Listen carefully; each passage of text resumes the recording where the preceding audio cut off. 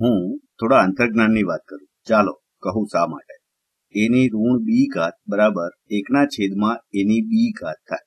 અને હું તમને તેની સમજ આપું તે પહેલા હું આ તેની સાચી વ્યાખ્યા છે તેનો તમને આભાસ કરાવવા માંગુ છું. હું જાણતો નથી. ગણિતનો શોધક કોઈ એક વ્યક્તિ નહોતો. તે તમે જાણો છો. તે એક સંમેલન છે અને જે સમયાંતરે વિકસ્યું છે આ વ્યાખ્યાયિત કરવાથી. અને તેઓ આને કયા કારણથી વ્યાખ્યાયિત કરશે તે હું તમને બતાવવા જઈ રહ્યો છું. સારું, હું તમને જે દેખાડવા જઈ રહ્યો છું તે આમાંનું એક કારણ છે. અને પછી તમે સારી રીતે જોઈ શકો છો કે આ એક સારી વ્યાખ્યા છે. કારણ કે તમે એક વખત ઘાતના નિયમો શીખી લો. બીજા ઘાતના નિયમો ઋણ ઘાત માટે રહે છે સતત. અને જ્યારે તમે કોઈ સંખ્યાની શૂન્ય ઘાત લો પછી, તો ચાલો આપણે ધન પૂર્ણાંક વિશે વિચારીએ. આ સરસ અંતર્જ્ઞાન છે.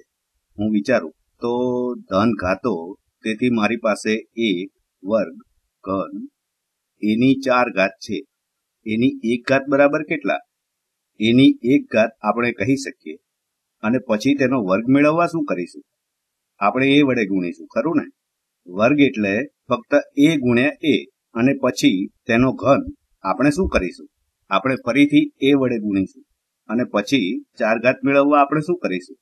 આપણે ફરીથી a વડે ગુણીશું. અથવા બીજી રીતે તમે કલ્પના કરો, જ્યારે તમે ઘાતને ઘટાડો ત્યારે આપણે શું કરીએ છીએ? આપણે 1/a વડે ગુણીશું અથવા a વડે ભાગીશું. અને આ જ પ્રમાણે તમે ફરી એકવાર ઘટાડો તો ફરી એકવાર a વડે ભાગો.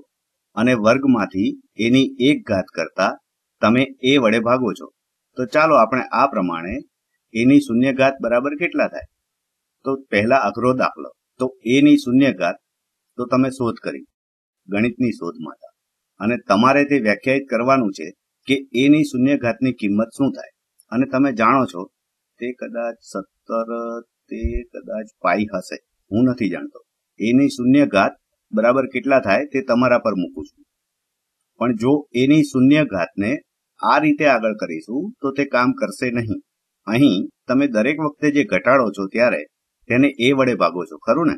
તો જો તમે એની 1 ઘાતમાંથી એની શૂન્ય ઘાત કરતા તેને ફક્ત a વડે ભાગવાથી કામ કરશે? તો ચાલો આપણે તે કરીએ. તો જો આપણે એની 1 ઘાત લેતા જે ફક્ત a છે તેને a વડે ભાગતા, ખરું? તો આપણે a વડે ભાગતા આપણે ફક્ત a વડે ભાગવા જઈ રહ્યા છીએ. a વડે ભાગવું એટલે શું? સારું, તે ફક્ત 1 રહેશે. તો જ્યાં આ વ્યાખ્યા અથવા આ એક ગમે તે સંખ્યાની શૂન્ય ઘાત બરાબર 1 કેમ થાય છે તેની સમજ છે. કારણ કે તમે જ્યારે આ સંખ્યા લેશો અને તેને તે જ સંખ્યા વડે 1 વધારે વખત ભાગતા તમે માત્ર 1 મેળવશો. તો આ થોડું વ્યાજબી છે. પણ ચાલો આપણે ઋણ પ્રદેશમાં જઈએ.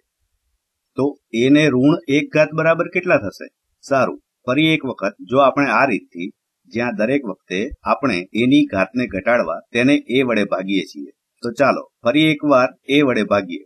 તો 1/a મળશે. તો આપણે એની શૂન્ય ઘાત કરવા તેને a વડે ભાગતા એની શૂન્ય ઘાત બરાબર 1 થાય. તો 1ને a વડે ભાગતા શું થાય? તે 1/a થાય. હવે તે આપણે એક વધારે વખત કરીએ અને પછી હું વિચારું કે તેની સમજ તમને પડી હશે. સારું, તમને કદાચ અગાઉથી જ તેની સમજ પડી હશે. એની ઋણ 2 ઘાત બરાબર કેટલા થાય?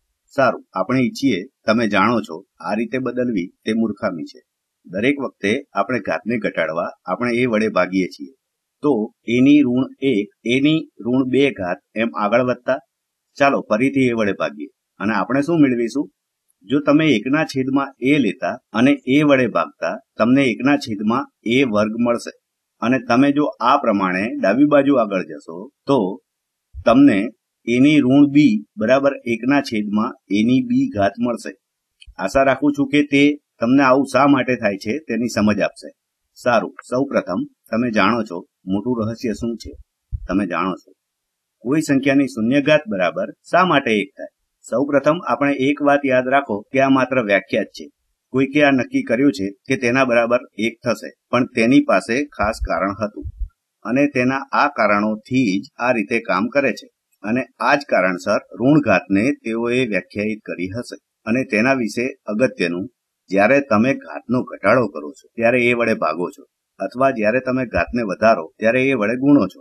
પણ તમે ઘાતના નિયમોની વિડીયો જોશો તે પ્રમાણે બધા જ ઘાતના નિયમો કોઈ સંખ્યાની શૂન્ય ઘાતની વ્યાખ્યા સાથે સુસંગત છે અને આ વ્યાખ્યા જ કોઈ સંખ્યાની ઋણ ઘાતની વ્યાખ્યા છે. આશા રાખું છું કે તમને આ મૂંઝવશે નહીં અને તમને તેની અંતરસમજ અને કંઈક રહસ્ય છતું કર્યું છે. પ્રમાણિકતાથી તે પહેલી વખત શીખતા તદ્દન રહસ્યમય લાગશે.